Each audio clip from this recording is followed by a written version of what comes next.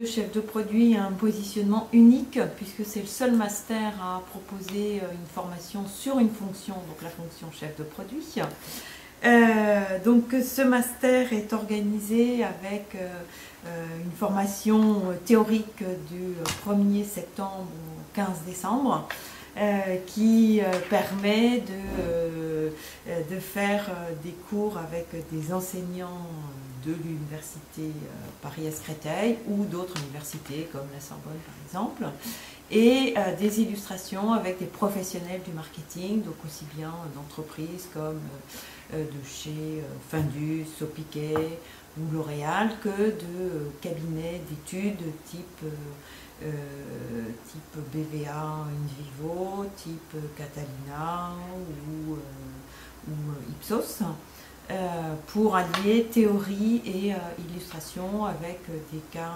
pratiques et notamment des cas live où on a ensuite les responsables de marque qui viennent pour le débriefing. Les atouts, c'est d'avoir toujours ce positionnement bien unique et avec l'association des enseignants et des professionnels, on a des étudiants qui sont de suite opérationnels quand ils commencent leur stage. Autre atout, c'est cette formation concentrée sur 4 mois qui permet ensuite aux étudiants d'être en stage dès le 2 janvier pour une période de 6 mois minimum. Et cette année, on a déjà à peu près un bon tiers des étudiants qui ont déjà trouvé leur stage dans des entreprises comme Danone, Chanel, Samsung, Clarins, Peugeot, Kraft et d'autres qui ont déjà... donc qui permet d'aller dans différents secteurs, mais avec une orientation quand même plus grande conso que pour les étudiants. Alors, les critères de sélection sont d'abord des critères académiques, où voilà, on étudie environ 300 dossiers que l'on reçoit tous les ans, et donc premier élément, critères académiques, mais également les expériences, donc les expériences professionnelles. Donc certains ont fait des stages longs, d'autres ont fait des années de césure, d'autres font des années en apprentissage. On regarde aussi avoir une diversité dans les étudiants, donc des étudiants qui ont des formations de gestion,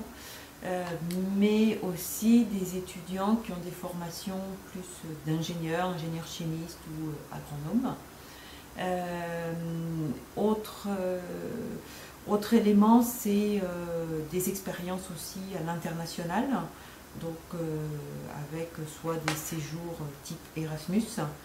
soit des expériences de stage à l'international, l'anglais étant bien sûr une condition indispensable pour entrer dans le master. Et puis, une fois qu'on a ce premier critère académique, on sélectionne les étudiants pour passer les entretiens,